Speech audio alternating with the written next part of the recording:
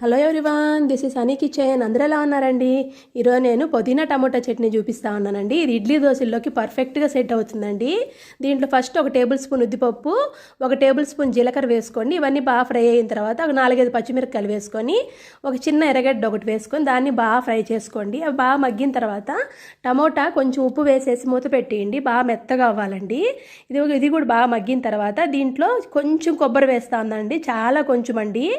మీకు నచ్చితే వేసుకోండి, కొబ్బరి వద్దనుకుంటే స్కిప్ చేసి వచ్చండి.